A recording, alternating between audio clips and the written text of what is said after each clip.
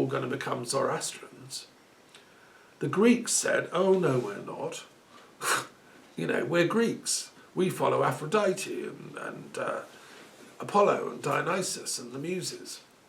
And we're not going to swallow your stuff. It's too dualistic. We don't believe in a devil. We believe in shades of grey. Everything's like a rainbow to the Greek mind. And Dionysus can be naughty. He can get you too drunk and want too much sex, but that's not really evil. We don't believe in your stuff. And Xerxes insisted, no, you're going to have to, follow us, and sent 1 million men to invade Greece. And we all know what happened. Miraculously, incredibly, the Greek army won at Thermopylae. 300 men, Spartans, held off the entire army for a few weeks, long enough for the Greeks to rally, and then they won, the key battles against the Persians. I mean, it's a miracle, really. So, so that was like a slight problem in the kind of the Zoroastrian take on history, because they were supposed to win and win, everything.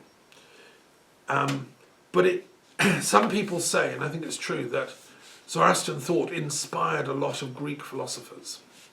If you scratch Greek philosophy, you find some of these thoughts, like the sacredness of the elements. So Heraclitus, who loved fire, who said it's the arche, was probably inspired by Zoroastrian wandering priests, or magi. They were called magi, which is the root of the word magician. Fast forward a couple of centuries, a little boy is born in a stable in Bethlehem, and his parents are visited by 3 magi, or Zoroastrian priests. And before you know it, they're saying he's the saviour. He's the Seershant. And I think what happened was, I mean, I can't prove all this, I haven't got, I'd need a time machine to go back and interview people. I hope someday somebody invents it. But I'm pretty sure that the currents that helped form Christianity had picked up on this Zoroastrian idea of the Seershant.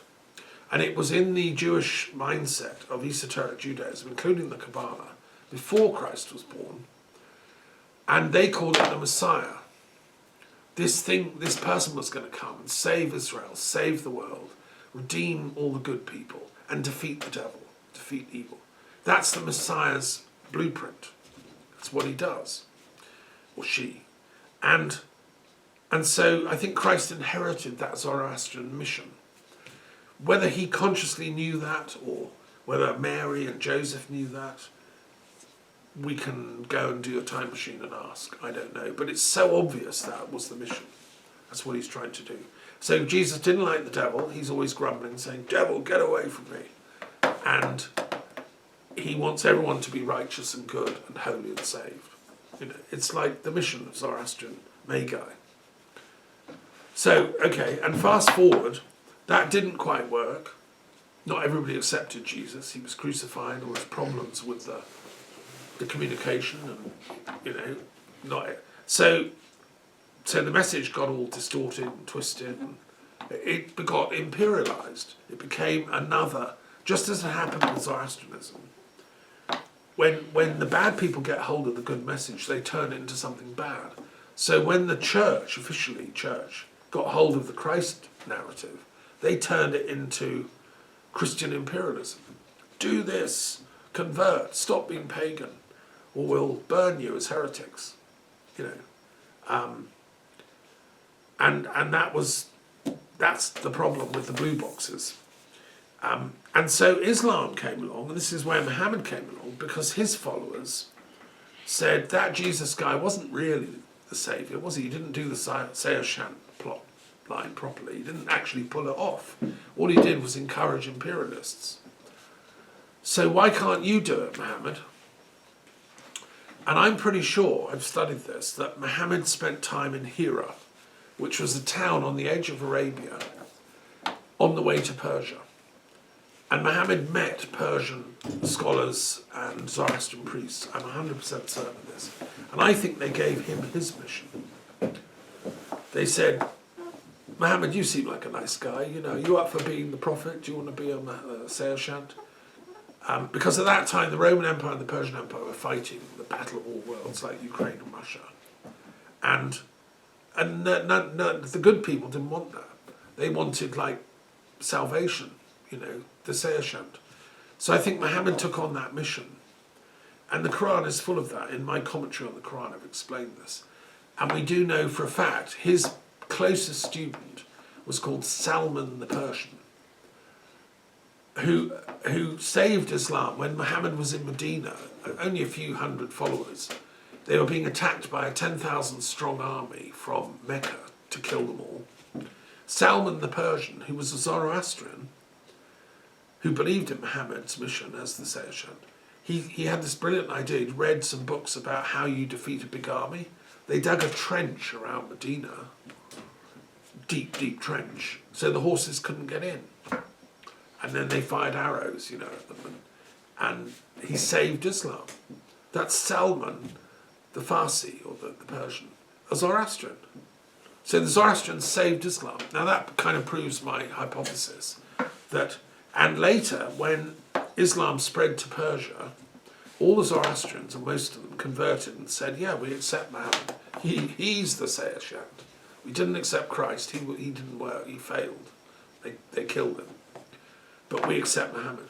So that's why Persia became one of the most strong of all of the Islamic countries.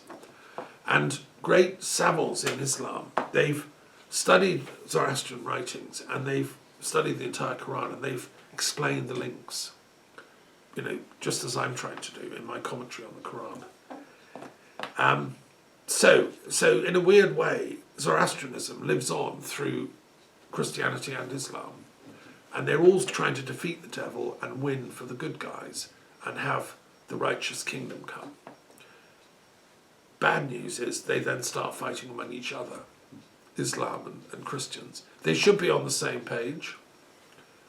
They're all, I'd love to lock up the world's top Christian, Muslim, Jewish and Zoroastrian theologians in a hotel in Paris and say, you're not coming out till you sign a peace treaty. I've written a peace treaty for them. They can use mine as the draft. Okay. And tell all their followers to stop fighting because it's the same Sayashant mission that Zoroaster said. Okay, that's that. And it's very exciting. Now, what on earth has that got to do with Central Asian shamanism? Brilliant question. Number 35. That's the Turkish and Mongolian tradition. They're older. Number 35 is primal, so it's a green, ancient pagan stuff. This is going back 10, 20, 30,000 years. They worship, the chief god is Tengri. Tengri is the sky god. He is the real creator of the universe, and he is the sky. When you look up and you see a meteorite, that's Tengri sending you a sign. When you see the sun come up and it's warm, that's Tengri. When it rains, that's Tengri sending lovely water to make your crops. Shamans learn how to travel out of body up the world tree, and they bang their drum in their yurts, these huts of felt, which will keep you warm in the winter. And you go on a shamanic journey, banging your drum, to see Tengri.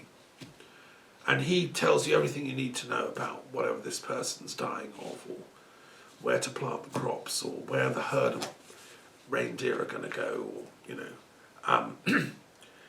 and it's a living tradition in Central Asia and Kyrgyzstan, Kazakhstan, these places. I researched it because I just published this book, The Tarot of the Gods, and I researched Tengri. He has a card. He's an amazing god, and he was the main god of the Mongolian people, who were pagan, primal people. And their most famous leader was Genghis Khan. We all heard of Genghis Khan. They were fearsome warriors on their horseback. And they created the biggest empire. You see, I don't really agree with military empires. I think Genghis Khan made a mistake. He should have stayed in Mongolia and become a wisdom teacher. Because actually he was a very deep thinker. He was interested in comparative religion. He would have loved this table. Because his empire was so vast he asked sages from all parts of it to come to meet him. From China, he invited Taoists. He invited Nestorian Christians, which is a branch of Eastern Christianity that was in the Uyghur district of what is now Western China. And Muslims he invited because he wanted to know what they were about. Who's this Muhammad guy? And normal Christians went from Rome. They sent missionaries. And he said, okay, we'll have a debate. You explain why I should convert to any of these. Also, a Jewish rabbi was invited. And he listened for 10 days. They all got to speak. And at the end of it, he said, fascinating stuff, but thank you very much. I'm going to keep my traditional pagan shamanism. I like my Tengri. And the Earth Mother, who is Tengri's wife, the goddess of the earth and the trees and the forest. So the same with the Turks. The Turkish, quite fierce warriors, they conquered the Byzantine Empire. They swept out of Central Asia and settled in what we now call Turkey, but it was Anatolia. And they eventually conquered Byzantium in 1453. And they didn't fight very nicely. They were quite tough warriors. And that was really sad because, I don't believe in warfare and burning libraries. Fortunately, the Byzantines smuggled out a lot of their books beforehand. The Turks decided to convert to Islam because it sort of suited their temperament. They could get the idea of there's one Allah, just as there's one Tengri, the sky god. So there's going to be one god, isn't there? Allah. They just changed the name. They kept the shamanic practices, but now they call it Sufism. So the Sufi is like the inheritor of the shamanic wisdom of the ancient Central Asian people. And Sufism became really important in these countries of Central Asia. And these are masters of wisdom. The Naqshbandi order of Sufis. I've known Sufis who taught me this stuff. It's just ancient primal shamanism from Central Asia with an Islamic coat on. So they do all the kind of psychic healing, spiritual work, shamanic work, out-of-body healing and stuff that the old shamans did. Sadly, and that should be, like a happy family living together, but sadly, more recent forms of Islam, which have come from Pakistan and from Saudi Arabia, are much more fundamentalist. You have to do everything by the book. You follow their interpretation of the Quran. You do it this way, or you're a heretic. And so they don't like the Sufis. They're trying to stamp them out. And that's what's happened in Afghanistan. It's ridiculous to not say that women can't learn or go to school, That's a very stupid understanding of what Islam is. The wisdom keepers are the Sufis who've had to retreat to the hills, the forests, the monasteries, here to Betete. We've taken refuge, whilst the world decides wisdom is a better thing than violence and hatred and ignorance. And really so the link, what's the link? Well, the Sufi tradition is the continuation of that Central Asian wisdom from which Zoroaster himself came. If you think about it, Zoroaster, 1750, he was like just one of the team of these wisdom shamans who had his own out-of-body experience, met God, was told the story, the plot line of the universe. God was having a bad day, so he told him about the devil. And these Tengri shamans, they're always on the lookout for the evil spirits that are causing trouble to humans. But they know how to deal with them. I don't think we have to blow up the world to deal with the evil stuff. We just have to educate it. So I'm with both of these traditions. They're both needed. And in Kazakhstan, there was a very wise president of Kazakhstan who built a centre for interfaith dialogue. It's a big building in the middle of their capital city, and it's like a huge thing, and it's got a pyramid on the top floor where they have meetings of councils of elders of different religions. I wrote to that president saying, great stuff, will you sign the Interfaith Peace Treaty, please? I'm still waiting to hear back. But, you know, we should be encouraging more interfaith dialogue, I think. And, yeah, getting the wisdom people talking to each other. Right, okay, that's that one. Does that make sense? Yes, they are close. It's amazing, isn't it, really? They go back to the same root, ultimately. Yeah. Right, okay, next one.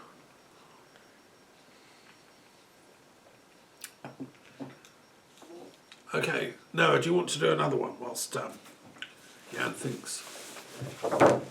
Yes, I can try. Let's have from a box we haven't done. Yes. We haven't done much esoteric ones, have we? The creamy ones. And philosophy as well. We haven't done, like, we've got all the sciences down on the bottom. That's right. Which Okay. we haven't done. So, why not some Philosophy-Cosmology? Okay, that's 160. Yeah. Yes. Yeah. And so, esoteric. You said creamy? Creamy like? Yeah, like 123 and all that stuff. 123. Ah, yes, exactly. Okay.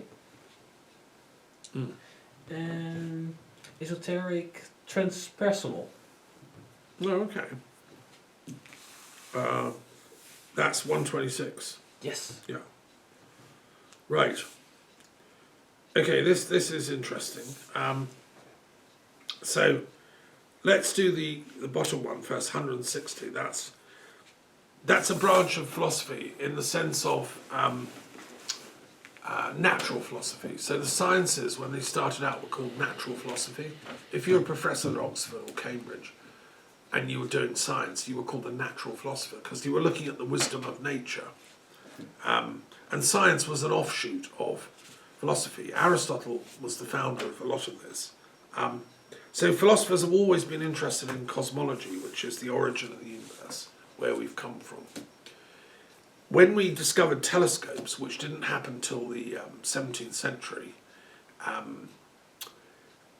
with Galileo and Robert Harris, who was an English scientist in London, who also had a telescope very early on, and they could measure the stars' movements and plot them across time, they began to realise the universe isn't as it was taught in the official church, that the earth is fixed and it's the centre of everything and everything is going around us.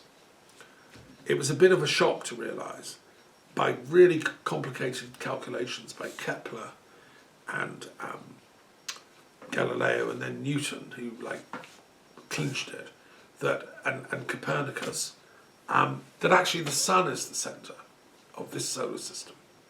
And we're just a planet, one planet going around the sun, along with these other planets, Mars, Venus, and so on, and they could map them. But, you know, since then, astronomy really took off, and we've now got hugely complicated telescopes, and each generation finds out the universe is even bigger than they thought. I mean, it's a really big universe we're living in. When I was in London working, I was good friends with a guy called Carl Shapley, Dr. Carl Shapley, who was a charismatic American savant.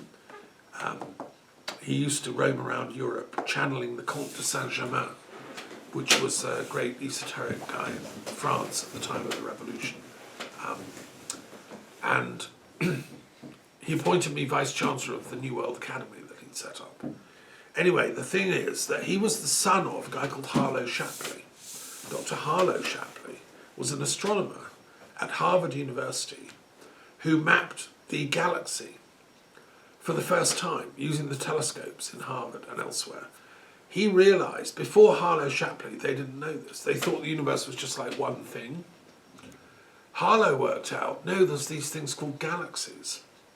And there's this clump of stars, it's a galaxy. This one is another galaxy. And each of them is huge. And they realise we're just in one galaxy called the Milky Way. And we're at one end of it, one arm, and you can see it like in the sky, all those starry bits. That's the galaxy we're in. But we're just in one of them. And then there are these other thousands of galaxies. which Harlow Shapley and these teams of astronomers started mapping and giving names to. Now that was back in the 1930s, 40s. He was a friend of Roosevelt, and he was a peace activist too, because at the end of World War II he said we'd never have another war like that. So he helped found UNESCO, and it was him that put the S into UNESCO. They were going to call it UNESCO, and he said no, you've got to have science in UNESCO, and it's based in Paris up the road. So anyway, now Harlow was, that's what I'm saying is, if Harlow came back to life now, 50 years later, he'd be amazed at how big the universe has grown even beyond that. Because now the telescopes are much, much bigger, and we've seen vast distances. And we now know there are billions and billions of galaxies, each of which have billions and billions of stars, and most of them have planets going around. Statistically, most of them will have, they think, I don't know, millions and millions of planets like Earth that can house life forms around the right kind of stars. So this is a branch of cosmology they're studying at the moment. And I'm very interested in it. I've researched it. The mathematics of it are that it must be certainly absolutely the case that there's other life forms, intelligent life forms, in other planets, even in this galaxy. We can't be so arrogant as to think we're the only ones. So that's what modern cosmologists are now saying. Even normal astronomers are saying that. Carl Sagan was an American who popularized astronomy in this wonderful series of television programs. And there's some great French work. There's a radio telescope centre not far from here, between here and Paris, which is one of the best in the world. They look at radio signals up in the sky. So that's cosmology, which is fascinating. Now let's look at the transpersonal. This is a branch of esoteric thought, 126. The phrase transpersonal was coined by Carl Jung, a great psychologist and friend of Freud, he criticised Freud. He said, you can't explain everything through sexuality. Yes, sexuality is really important, but it's not the only explanation for the human drive in life. We also have another side. And for instance, if you get sad or depressed or mentally ill, it's not just your sexuality that's causing it. It could be all kinds of things. Ultimately, it's your sense of self. It's your feeling of there's something not quite right. You don't know who you are.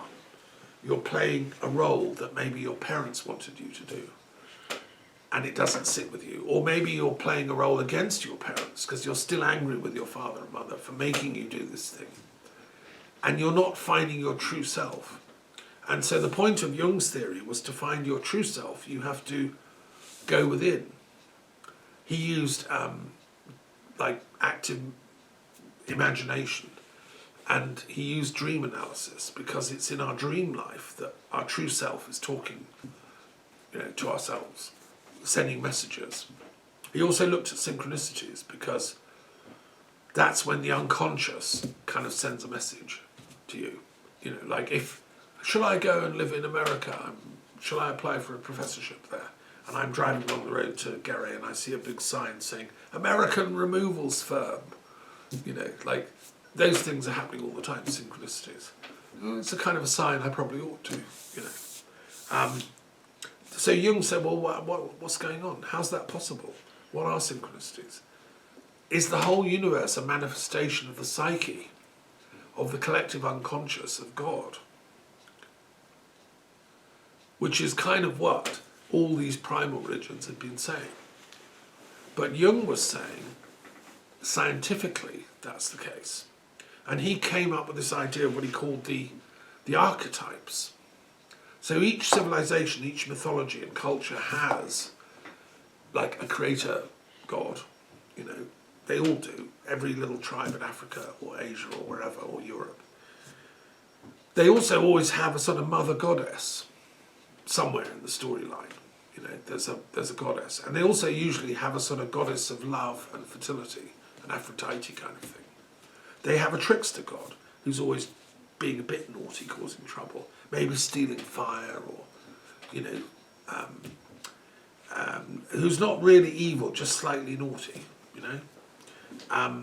And so Jung studied all these things, and he said, isn't it amazing, these patients of mine coming to me for therapy, they're having dreams and they're doing paintings that are exactly like the ancient myths of Africa and Asia, and they don't know anything about that. Therefore, he speculated that these archetypes are sort of psychic energy patterns that exist in the collective unconscious. Not in the individual unconscious that exists within us, but the collective unconscious we draw on. And we all inherit that. So when I was a little boy, you know, I used to like to play the hero with my friends. We'd dress up in knights of armour, cloaks, and take a wooden sword and go and fight the bushes and make up games and stories, and I'd be El Cid or whatever, you know. Well, that's the hero archetype. If I was a boy in Japan, I'd be doing the same thing. Or in Turkey or whatever. It's the collective unconscious was telling me, be the hero, you know. Anyway, and so since Jung, because he died back in the 60s, a lot of other very great psychologists have come forward and taken his ideas on further. And that's what's now called transpersonal psychology. Most important, Abraham Maslow, Stan Grof, and Ken Wilber, great American psychologist. You know, there's lots of them. I studied their writings and I came across them. I did courses and trainings with them. I trained as a transpersonal psychologist and therapist. So in my PhD, I proposed that we should do history in a new way. We should look at transpersonal history. Like look at what is the spiritual manifestation of different cultures and epochs of history from a spiritual perspective. Like look at it through the mind of the gods, if you want. That, you know, it's a vast work. No one person could do that. But that's the mission, I think, for the next. So, for instance, if we look at the Ukrainian-Russian war, they've got different parts of the formula. They're singing. Russia thinks it's being a hero by defeating the horrible Ukrainians. Putin is the hero. He's been reading the comics of great Russia defeating evil Nazis and Ukrainians. And, you know, whereas Ukraine, Zelensky, he's reading the same comic upside down. Great Ukraine defeats evil Russians and heroic resistance, and NATO's coming to the rescue, the cavalry are coming, more weapons we want, you know. So there's like two little boys in the playground playing hero games with each other, but they've got the fate of the world in their hands. If what I'm saying, like Jung, is let's just calm down and let's do therapy with these cultures. Let's do collective therapy. The Russian soul needs therapy because it's got stuck in this, we have to defeat the Ukrainians. And if they won't be defeated, we're going to nuke them, you know. Like, that's evil. That's just stupid. That's psychopathic. So we need to calm it down. And that's what transpersonal therapy does. That's what my theory of transpersonal history is about. Okay, Jung also said, although he didn't go into it, there's a whole other side of the cosmology one, which is astrology, 160. I talked about astronomy, but also astrology is part of this box. And it argues that the patterns of the sky and the stars have a psychic meaning. They're not just random, like stars only, that somehow they mirror the complexity of the human soul. So I'm a Taurian, right? And, you know, my girlfriend, you know, whatever, she's a Virgo or whatever, and, you know, we get on and it's great. And that explains why some people are emotionally and intellectually attracted to other people. This is what astrologers say. And they want to understand exactly the configurations of the heavens when you were born, because it's like a language they can decode. Now, of course, Kepler was an astrologer. He believed in all that. So did Newton. Some of the greatest scientists of the sky have believed in astrology. But then it went out of fashion.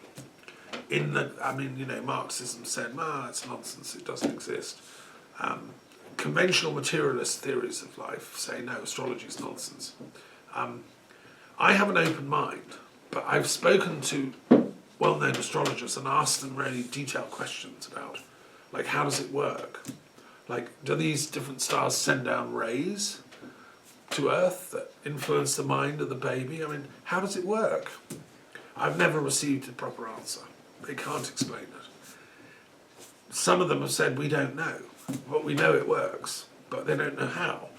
So it's like sort of cavemen coming across a car that works and they haven't got a clue how it's operating. I want to know how it works. My current working hypothesis would be as follows, and this is inspired by Jung's thinking, transpersonal thought. What if this is true? What if, because the other paradox I've said is, I've asked these astrologers, how come the Chinese one is different? They have like tigers in the sky and dragons. They don't have like the Taurus and the others. And then how come the Indian one is slightly different as well? And what about the Mayan astrology? That's different too. You know, they're all slightly different. So I said, how can that be? If there's really a science to this and there's rays coming from the stars, how can they be sending different messages? Like, you know. So my attempt to explain that is a psychological attempt, which is, what if when our ancestors were living, you know, in huts and just had a bow and arrow and sitting around the fire late at night watching the stars, and one of the druids or elders said, I've got a brilliant idea. What if all those stars are a reflection of all the different types of people in our tribe? We've got 80 people in the tribe. You could group them into 12 groups. Some are really strong and physical. Some are much more intellectual. Some are more feminine, and you know, they want to be mothers. And then what if we name those parts of the sky after them? And then we sort of correlate, and we say that the people born when the sky's there, they are the Virgo, the Virgin. The people here are the Ram, the Bélier, and so on. And it was a sort of way of dividing up the tribe into different groups for tribe management, and also to learn like totemism. Like, so that your totem, my totem is the bull. So, you know, I identify with the bull. I love the bull. Tyrannus, the bull god, and you know, Gilgamesh and all that stuff. Other people, Aquarius, say, would have a different one. You know, that's an attempt to explain it rationally. And then, if you go even further, you could say, okay, what if these different types of people represent soul qualities, which are potentially within all of us? Each of us could be any one of the archetypes. What if we say these 12 astrological signs, or however many there are in different systems, what if they're archetypes? And ultimately they represent aspects of the collective mind of God. So God, just as we saw going back to the Kabbalah, God has these 10 archetypes, right? So what if God, you could do a diagram, and people have, they've linked the Kabbalah to astrology. They say that these are patterns that link to astrology. So what if the 12 signs of the zodiac have different places on the tree of life? They're all sacred. It's not like one's better than the other. I mean, Scorpio is obviously here at Yesod, you know. She's really into this one. You know, Taurus is here, Gemini's more up here, you know, etc., etc. So, if that's true, then what we're doing when we're reading the stars' signs is we're seeing the mirror of our own collective unconscious operating. So, if I were to ask this question recently, you know, if I was to go and live on another planet in another galaxy 100 million light years from here, the stars would all be of different shapes and patterns, but the same kind of thing, you know, little points of light moving around. And they would probably